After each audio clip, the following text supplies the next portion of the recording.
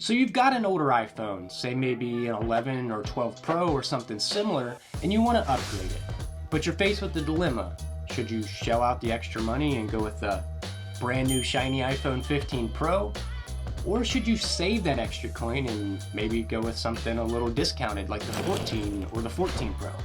After all, I mean, these phones came out a year apart from each other. They couldn't be that much different, or could they? Let's take a closer look and explore some of these key differences between the two models and hopefully bring some insights on which one or the other might be a better fit for you.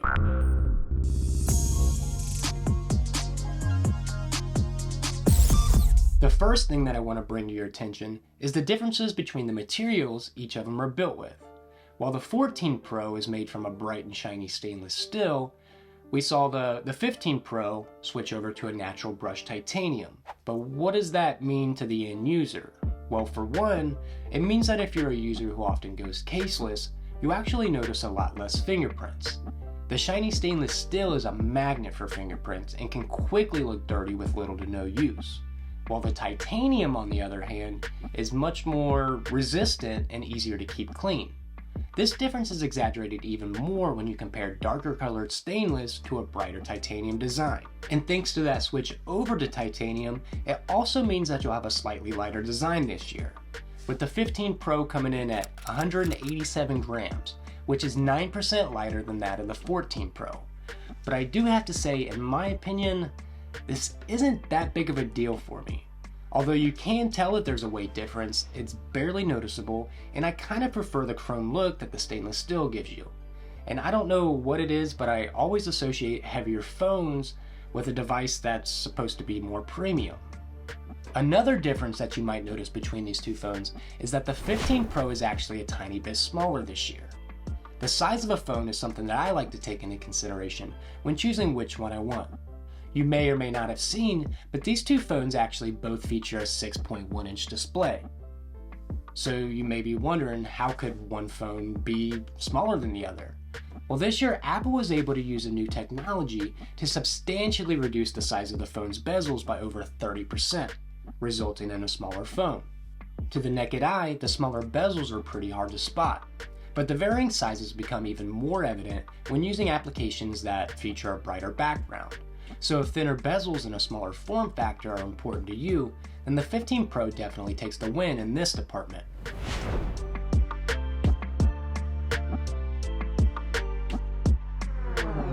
Another thing that I want to mention is one of two of the last of the physical changes that you'll notice on the exterior of these phones. While Lightning has been a staple for the iPhones for many years now, the iPhone 15 finally made the switch over to the highly anticipated USB-C port. While both the 14 and the 15 Pro still only support 25-watt charging speeds, if you work with any kind of media and frequently move that media from one device to another, you will notice faster transfer speeds with the 15 Pro, as the port on it supports 3.0 USB versus the 2.0 Lightning port.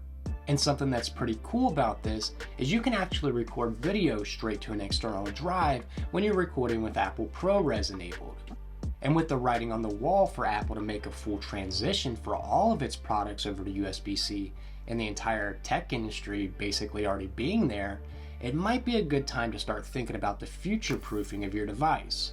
While the majority of users probably use MagSafe to charge your phone anyways, the more ecosystem devices you get, the more USB-C will start to make sense. And on top of the recording and transferring that I mentioned earlier, you can also charge your other devices now utilizing the USB-C port on your iPhone. And then lastly, Apple dropped the patented physical mute switch in favor of the action button. Now, I don't think that you should put too much stock into this when deciding between the two phones. Yes, while the action button is nice and it does bring something new to the table, it's not necessarily a game changer by any means. It basically allows you to do the exact same things that you could already do, just maybe a little bit faster. I mean, it might just be me, but I actually like the physical switch, and honestly, I kind of miss it. But if customization is one of the things on the top of your list that's a must-have, then the action button of the 15 Pro will probably be an important factor for you.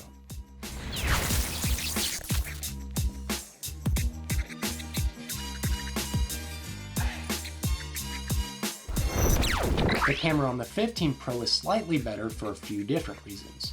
You get an enhanced night mode and stunning night mode portraits, Smart HDR5 instead of 4, and you actually get more lenses with this phone instead of the traditional 3.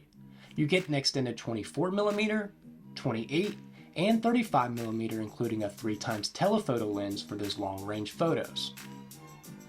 The iPhone 15 Pro will also detect and store any portrait data when any picture is taken, so you don't necessarily have to remember to switch over to portrait mode when you take a photo.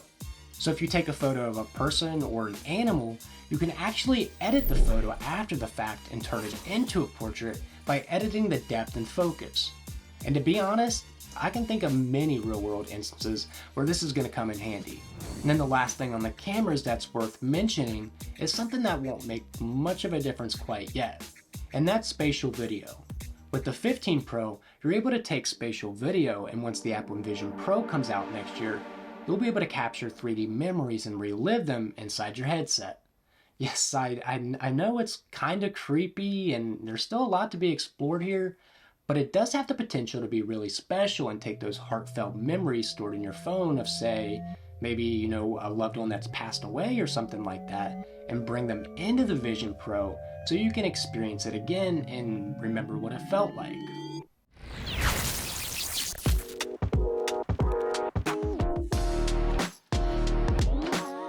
I think that the biggest improvement or difference between these two phones is the chip that's powering it. The 15 Pro this year received a substantial upgrade with the introduction of the A17 Pro chip, which uses a new 3nm process. It also has a slightly faster CPU, a faster neural engine, a dedicated USB controller, and a 6-core GPU with hardware-accelerated ray tracing.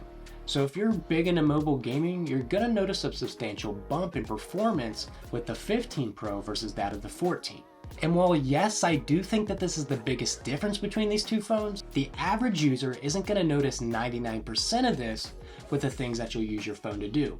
But I always recommend future-proofing your tech purchases as much as possible.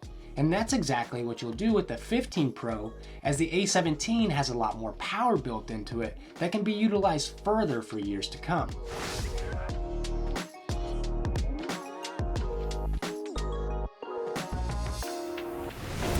So those are the major changes and differences between this year's iPhone. And the common theme of this video is what you've been hearing me say over and over again. The future-proofing that comes with everything new about the 15 Pro, and everything just being slightly better. But still, even with all that being said, there's still one more factor to take into consideration. What if it's just not in your budget whatsoever? That is 100% completely fine, especially if all these differences seem minimal to you. They are great and all, but they're definitely not life-changing. And the 14 Pro and even a few models before that are still very, very capable phones, and they'll do exactly what you want it to do. If USB-C is a huge factor for you, as it is with a lot of other people out there, and all the other differences that I mentioned sound really appealing to you, then I would say, yeah, go ahead and upgrade all the way. Spend a little bit of extra money now, and you'll save yourself from, possibly having buyer's remorse down the road and wishing that you had gone with the better model in the first place. One last piece of advice that I would suggest doing is checking with your phone carriers before making any decisions, as many of them are currently running special promotions and will probably continue to run them through the holiday season, and those just might let you pick up the iPhone 15 Pro for next to nothing. If this video helped you out in any way, make sure to smash that like button and subscribe for more content. And if you really liked it and want to support the channel, check out some of my favorite iPhone accessories using the below affiliate links. Thanks for watching, and I'll see you in the next one.